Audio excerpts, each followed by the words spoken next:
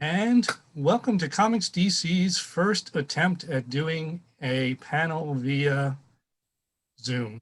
My name is Mike Rohde. I'm the, editor of ComicsDC. Today we're talking to Sean Kleefeld, who's done a new book on webcomics, the first academic book on it. Sean is an independent scholar, which makes everything a little more difficult, but he's been doing a blog called Kleefeld on Comics for about 14 years now, and I recommend that. Also joining us today are Robb Tanner, who as Xavier Xerxes was one of the first people to write consistently about webcomics and probably knows the most about the early history of anybody I know, except perhaps for Sean. And then we have Megan Halsband of the Library of Congress, who is the curator of their webcomics collection, which gets a mention in Sean's new book. So we're going to dive right in because I didn't actually pay for Zoom, so we only have 40 minutes. And my first question is, Sean, can you discuss your definition of webcomics?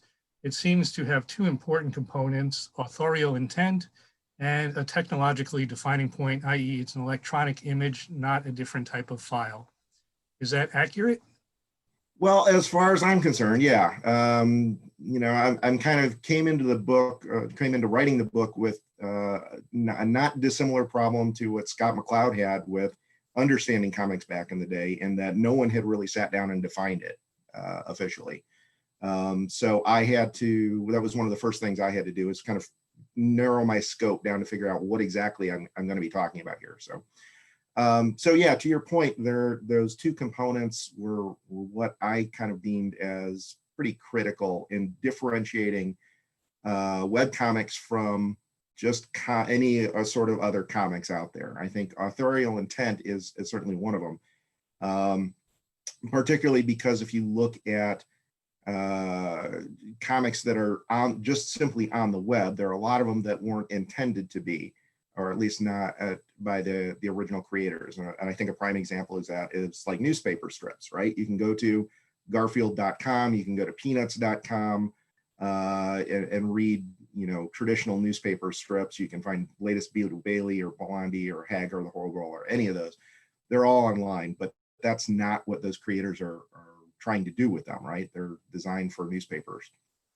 And I think that's that authorial intent is a key component of it. The other one is kind of the more technological aspect of it, which I think is what has tripped a lot of people up over the years, is that just by definition, they are comics on the web, right? That's the name, web comics. The problem is there's a little bit of a fuzzy area in terms of whether a comic is on the web per se, the World Wide Web, versus just the internet. Particularly look at, I think there's a lot of people know at this point that comics are created, even the traditional ones, quote unquote traditional ones, are created very digitally these days, right? They're drawn on, tablet machines. They're sent back and forth electronically between, pencilers and colorists and letterers and the publisher and the printers and all that. That's all using the internet to transfer those files back and forth, whether that's via email or some Dropbox or some similar type of platform. But those aren't, you still wouldn't consider Batman as a webcomic, right? Even though it's being used and shared in that manner. So, that's where that kind of distinction of web versus internet kind of comes in play. And I think that also shows up when you start talking about digital comics, right? Whether that's something like a proprietary platform like ComicsOlogy, or just, hey, somebody's taken whatever comic that they're put together, saved it up as a PDF and put a link to it from somewhere, right? You still need that proprietary, in this case, Acrobat software or ComicsOlogy to view that. And that seems to me that's a different beast than whatever's going on the web. And so that's kind of where I made that distinction. I haven't heard, I've started talking about this online in my blogs and various pieces that I was writing online. Started talking about that probably 4 or 5 years ago. I haven't heard anybody come up with a better description yet or a better definition. And no one's really argued the point otherwise that I'm aware of. So that's the one I'm running with. Okay, and then I think Megan has a follow-up to that.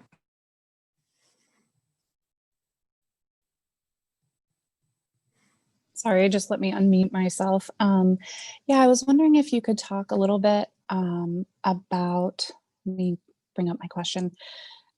You mentioned how little there is written on the subject just now and in your book. Can you talk a little bit about how you got started writing it and how it follows on what you've been doing on your blog, which some people on ComicsDC may not be familiar with, and talk a little bit about your research. Sure. Well, I'll go back a little bit farther, actually, is when I first started getting interested in webcomics in the early 2000s, there was nobody writing about it hardly at all, right? I think Robb was maybe about it, really.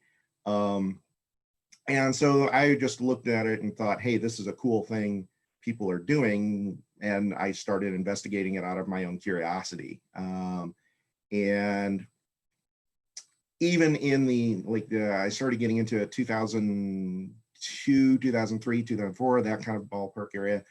And I felt I was coming to the game pretty late. So I did a lot of background research, just trying to figure out what this is, how people are using it, and that kind of thing. And as I kept moving forward, I kept seeing people just not talking about it for whatever reason. You go to a lot of the discussion boards, you go to the news sites, it's just not come up at all. So that was, I was putting a lot of that stuff out there originally just because no one else was, right? There's just, I thought that was a viable venue. It seemed like, there was a lot of interesting stuff going on, but no one was talking about it. So, hey, let me raise my hand and I'll say, I'll talk about it. So I started doing that, like I said, mid 2000s, thereabouts, and just started, something on my blog or a special piece for, one of the comics news sites or what have you. And then about, when was I? Probably guess about 5 years ago, Derek Parker Royal, who was the series editor on this line that my book's out of, he was running a podcast talking about Comics Alternative, and he was starting up one specifically to talk about webcomics because he had kind of the same thought, is that not enough people are talking about webcomics. Let's bring that into the podcast format, which he started doing originally. And then after a little while, he said, you know what, I need somebody else to come on and help out with this. And so he looked around online and saw I was still pretty much the only one writing about it consistently. So he asked me if I wanted to join. We started doing the podcast together. It was mostly reviews of existing webcomics. And then because he was the line editor for this Bloomsbury series, when they came to a point where they said, hey, we need a volume on webcomics specifically, he said, well, Sean, you know more about webcomics than anybody else I've talked to ever. So you want to write this? And that's kind of how that's how I kind of stepped into the book specifically. I've been, it was originally just because there was not much discussion going on. And frankly, I think there's still not nearly enough discussion going on. There's more than there was, certainly, but it tends to be, and I kind of mentioned this in the book, it tends to be couched in terms of print availability. Oh, Mark Waid's writing a webcomic now, or Warren Ellis is writing a webcomic, or the flip side to that is you got, oh, hey, Noelle Stevenson did this webcomic and now it's in print, or hey, I'm trying to think of Kate Beaton is another one. That her Heart a Vagrant was another one. She'd been doing a webcomic for years, and then the big news came out. Somebody picked it up, a publisher picked it up, and those are kind of the news elements that it gets couched around now. And I try to, what I try to do is put it out there and saying, you know what, there's just really cool stuff going on with webcomics, just generally. Aside from the big names, aside from the publisher deals and whatever, there's just some cool stuff going on out there. Let's take a look at it. Let's look at it and see what's going on and what's new and different here. Sean, can you follow that up with maybe 2 sentences on the organization of the book, since we're hoping that people will pick up the book after listening to this? Yeah, absolutely. I'd love for people to pick up the book after this, frankly. So yeah, I've got its 4 main sections. After a brief introduction where I discuss a little bit in more detail the definition, then there's a history of the internet, the web, and how webcomics figure into that. Then I have a decently large section on just like the general larger impact that webcomics has had. And I break that down into a couple of subsections on, specifically on the technology, on what else do I have in here? Social causes and different formats and financing and that kind of thing. And then there's a section where I call out 7 individual comics and focus on them, talk about those as kind of, and held those up as examples of here's what this comic is doing, here's where they kind of fall into play of the broader scope. And then I close things out with kind of some kind of critical uses, which, start to get into kind of pushing on the textbook side of thing, kind of pushing people to think about these questions that are kind of like open-ended and where things are going and what else can be discussed about this. Obviously, I've only got whatever it ends up being, 200 some odd pages to work with here. So there's a lot of stuff that's still left on the cutting room floor, as it were.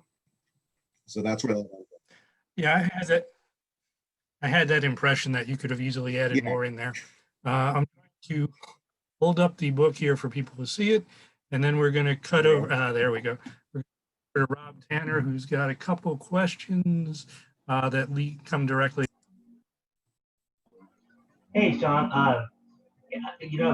Wanted to ask a really quick question. Just if you had, just in thinking about your definition of comics, if you had thought about how social media publishing kind of fits into that or not, and maybe that's just a quick one. If you had to make it on. Yeah, social media has definitely had a huge impact in a lot of different ways on webcomics. One of the things that, as far as in terms of the definitional aspect of it, I think one key thing to keep in mind is that social media, just generally speaking, whether you're talking Facebook, Twitter, Instagram, whatever, that's just a platform that's sitting on the web, right? So that, although a lot of people use that as a marketing opportunity, say, hey, here's the latest installment on my comic is now up, please check it out. That's basically, it's just in that sense, it's just an opportunity to share it. But what a lot of other people do is actually post their material to those platforms, right? I've seen people that, not terribly successfully always, but even just using Twitter as their base platform. And just, they post the latest content instead of to a blog or instead of to their site, they'll post it to those particular platforms. That's, I don't know, from a marketing perspective, that's maybe not the best approach, but it's still kind of satisfying that criteria of, you're posting it, even if it's going through your Twitter app or your Facebook app or what have you, it's still being posted out on the web. You can still look at it with your browser. You can still engage with it as a user, the reader, you can still engage with it in the same way. It's just couched within the platform of whatever that social media venue is. And I talk a little bit about that too, is that it doesn't, you don't have to have your own website. You don't have to have pennyarcade.com. You don't have to have girlgeniusonline.com to do that webcomic. And you don't even have to make a regular webcomic, right? I talk a lot about how memes, particularly those ones that have 2 or 3 panels in them, those very much qualify as webcomics, in my opinion. Even if you just make one and you just post it to your Facebook site and only 10 people see it and you get 1 like on it and that's from your mom, that's still a webcomic. It's not a widely, spread one, but it's the same as if you, sat down with your notebook paper, Xeroxed 10 of them off and handed them out to your friends. It's the same process, I think. It's just a kind of the digital version of that. Cool. The other question that I think Mike was hinting at, it would be great to sort of hear some thoughts on is, I think it's probably an impossible task to pick 7 webcomics to sort of represent everything you're talking about in the book. Yeah. But yeah, I wonder if you could just talk a bit more about why you picked the 7 that you did.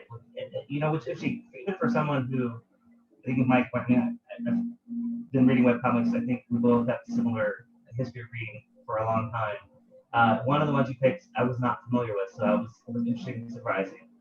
Yeah, great. Go ahead. Sorry. No. Yeah, it was obviously there are thousands upon thousands of webcomics I could have chosen, and that was a daunting task, trying to narrow it down to just 7 that we could talk about. So there were a few criteria I kind of tried to keep in mind. One, I wanted to make sure that we were talking about the World Wide Web. So I wanted to make sure that not everything was just out of America, right? There's a couple of these that are coming out of Canada, and one of them that's, she's moved around several times, but somewhere in the Scandinavia area is where one of them, Mina Sunderberg, is. Like I said, I forget. I know she's moved several places in there, but yeah. But let's talk about that international component, right? It's not just America putting these out there.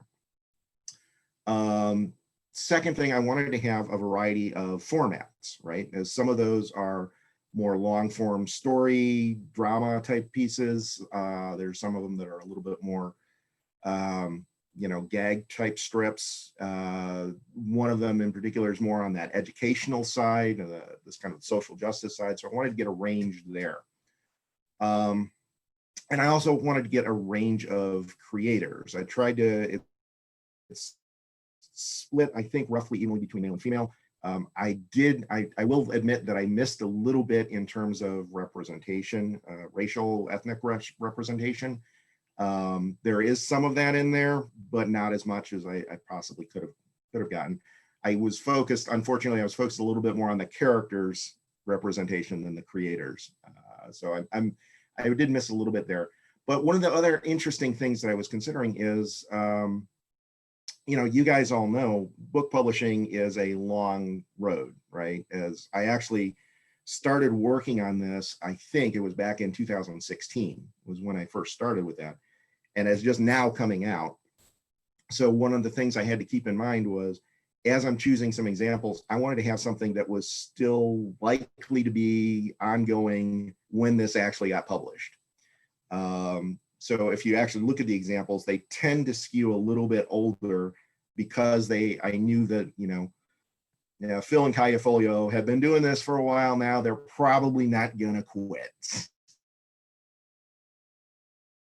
Probably still be around, and the Penny Arcade guys, they've been around for a long enough time. They're not gonna quit, right?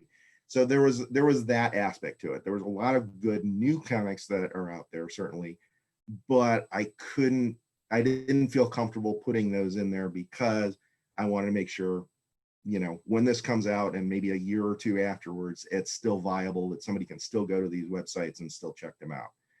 There are archiving projects obviously available, but the smaller the webcomic, the less likely it is to get picked up in that sense. So yeah, there was a lot of factors to consider in trying to choose just a handful of webcomics to look at. That's kind of the directional that I was going for, though. Great, no, interesting. So I think I've got the next question. One thing that I think you did talk about, I think, in different parts of the book, some of the group efforts and sort of websites and other ideas that sort of played a role in publishing or sort of connecting or advertising comics. But yeah, I did want to ask whether you sort of had, in your developing the book, had thought about that kind of role that maybe collectives of the artists working together sort of played over time, which, to some extent, I think is probably common in a lot of traditions of comics, but seemed to be part of at least the early part of webcomics. Yeah, there's a whole, it kind of going back to the point Mike and I made earlier, is there's a whole lot of things I could pick up on that I just didn't have time to cover in the book. That's being one of them. I do touch on it a bit, obviously, but yeah, the idea of the collective and how that plays into the whole thing. There's a lot to be said there. One of the big challenges is, and this goes back to, again, a little bit of why I chose some of the comics that I did too, is who's still available to talk about that, right? As a lot of the people who were working on those collectives simply aren't around. We lost Joey Manley, or Joe, I'm drawing a blank on his name. We lost Joey, what was it, like 3 or 4 years ago, and he was probably one of the more successful people in terms of starting collectives. And some of the other ones, they kind of spun out of control because of whatever reasons, and then the people who were kind of in charge of them deliberately kind of pulled back from the internet in general because there was some, reticence and harsh feelings about how things went down and whatever. It was a part of the problem is that there was the collectives primarily got started in the early days of the internet, or of the webcomics in general. And they didn't have, at the time, a good functional economic model going forward, right? So they didn't really last as long as they could have. They didn't do as much and have that kind of long-term impact for a wide variety of people. They certainly brought to attention a number of specific creators who may not have gotten the attention that they would have otherwise. I know Chris Robb is a good example of Starslip Crisis. Started on, was it Big Panda maybe? I forget which one exactly, but he started on one of those early on, and was eventually able to break that out and run his own stuff afterwards. But yeah, so there's that challenge of getting access to all those people, and that's one of the things that I think a lot of people forget is they think about, there was those collectives out there, and there's those 1 or 2 kind of superstar breakout hits that each one had, and people remember those, but then they forget all the other hundreds if not thousands of the little guys who did something for a few months or a year or two, and then it fell by the wayside. And this was before a lot of stuff was getting archived. This was a lot of people just kind of experimenting. And so because those were kind of put out in the collective as opposed to their own dedicated websites, which at the time were not terribly easy to come by, and they were expensive, particularly for a lot of these new cartoonists. So they just kind of, they almost don't exist, right? It's like trying to track down old zines or something, right? There was maybe a handful of them made, and I was on not even a mimeograph or something, and the paper, the handful of them that were out there, papers deteriorated, the inks faded, you can't find them anymore. There's a lot of webcomics out there like that, so it's hard to track down all of the people who were involved at that time and to really get a good sense of that. I think probably the best person for that at this point, T. Campbell had his History of Webcomics that came out about a decade ago. That's probably your best source for it. I could have gotten into a lot deeper. There's a lot more there. But again, I only had, like I said, 200 some odd pages to work with. There was only so much you can kind of cover in that time period. So my next question actually follows kind of on Robb's a bit, asking about collectives. As you mentioned, many of them are now gone for a variety of reasons. Yeah. One of the biggest ones is Joey Manley's sites, Serializer. I think he had 3, at least. And so there's very little that's actually still extant, even within the Internet Archive. And you touch on, kind of the preservation of webcomics a little bit in your section called Permanence versus Etherealness. Yeah. But, I was wondering if you could say a bit more, you know, in addition to what you've already said, on the challenges of so many of these early materials that have influenced, you know, upcoming and current artists Yeah. that are disappearing and the challenges about that. Yeah, absolutely. Yeah, so there's actually several challenges there, which I'm sure you're familiar with, Megan, but yeah, one of them being that stuff is just simply not available, right? Is you think, you know, there's kind of a, I don't know if a parable, if if that's the accurate word here, that everything on the internet is permanent, right? And you don't want to put out something out on your Facebook page that, you know, might cost you your job in 2 years or something like that. But that's not really true, right? There's a lot of stuff.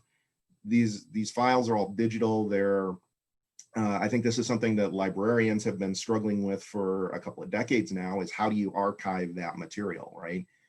How do you store it in a way that, how do you access it and continue to keep it stored, right? There's issues of degradation of materials, even digitally, right? Those ones and zeros start falling apart after time, you know, even on quote unquote permanent things like CD-ROMs or whatever, those are starting to degrade at this point. So I think, yeah, there's definitely some challenges there, particularly in terms of, you know, finding that old material that was just forgotten about, right? And I think it's not a not dissimilar challenge to archiving those old, maybe say 100-year-old newspaper strips, right? There's a lot of people weren't thinking about that when they were creating, you know, the original Cats and Jammer Kids and Crazy Cat and the early Blondie strips. They weren't thinking archival at that point. Same thing was happening here. No one was really sure, you know, in the late 90s, early 2000s, no one was really sure this was a thing at all. So, you know, is it worth saving? I don't know. And stuff got deleted. There were a lot of challenges just getting access to that material. One of the other challenges, though, is the stuff that is successful in a lot of cases gets deliberately removed. Raina Telgemeier is a prime example, right? Smile was a webcomic originally. You know, most people don't see it as such, but that's where it started off as a webcomic. But when Scholastic picked it up, they said, nope, pull all that down. We're selling this. This is a, you know, this is a commercial endeavor.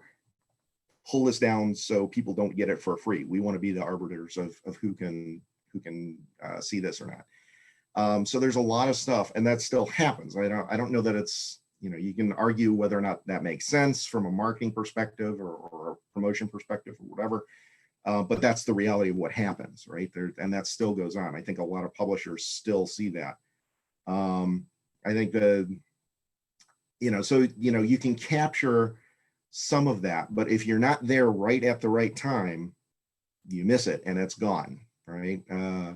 Pictures for Sad Children is another one, right? Where the creator, for whatever emotional problems he ran into, just pulled everything down on his own. He didn't have a publishing deal or anything. He just said, you know what? I don't want to deal with this anymore. This was a bad experience, the way this finished up. So let me just strip all this down.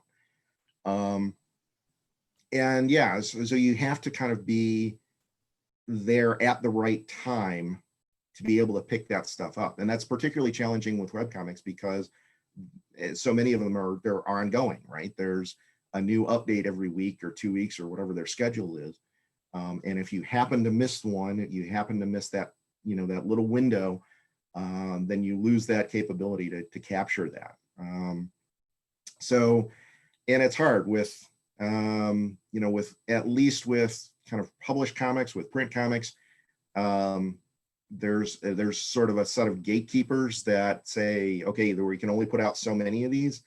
With webcomics, the benefit is there are no gatekeepers, so you can get all these messages out there, but that also means that, you know, as an archivist, or if you're trying to capture all that, you're trying to drink from the fire hose, as it were, right? There's just so much out there. How do you know which pieces to grab and which which comic is going to be the next big thing and this is going to be successful or not. You know, a lot of the ones that are successful now, you wouldn't have guessed that from the first couple of strips. You know, you read the early ones and you go, wow, this is garbage. This is poorly written, poorly drawn. UX is terrible. And, you know, but they persisted and got better and eventually became successful. I mean, that's literally the story of Penny Arcade, you know? So, you know, I can guarantee you nobody would have predicted Penny Arcade would be the behemoth that it is now when you read those first couple of strips. You know, it's so yeah, it's almost an impossible task to capture everything. So you try and, you know, you take your little 1 cup measure and stick it in front of the fire hose and hope you get as much of it as you can.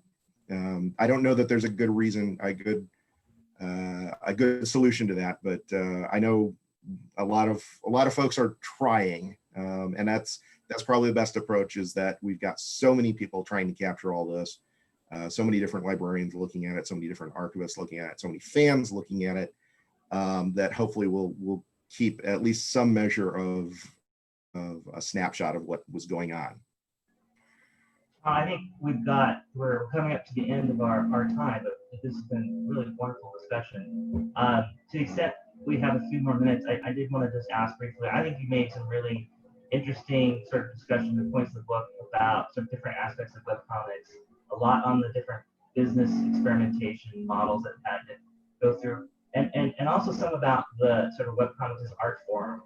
And I wondered if you had sort of any thoughts you wanted to sort of expand on about, you know, some of the earlier days. There was a lot of experimentation, but you know, webcomics maybe has not consistently sort of tried to push that artistic boundary as much as one might have guessed in the very, very beginning. Mm-hmm. Just sort of wondered if you had any sort of thoughts about that side of webcomics. Yeah, I think there's a few things going on there. I think one is limitations of the creators. A lot of the people get into comics because they want to tell a story, and they know how to draw. And a lot of the experiments that what you can do with webcomics that are different than, you know, print comics or whatever, you start getting into animation, you start getting into you know, 3D effects or whatever. Those are all cool, but those require a different skill set. So a lot of people, you know, they can sit down and draw and they can put their story out and it looks great on a 8.5 by 11 sheet of paper or whatever. But they don't know how to do the animation. They don't know how to do 3D. They don't know how to do some of the kind of the technical things that go on with HTML. I mean, that's just a different skill set. And if you're doing it by yourself, you don't have that capability, frankly. So I think that's one thing.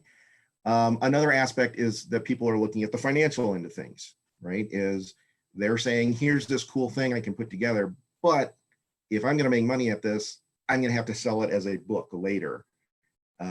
So what can I do here on the webcomic that I can lift and drop into a printed page so that it can sell at a convention or whatever?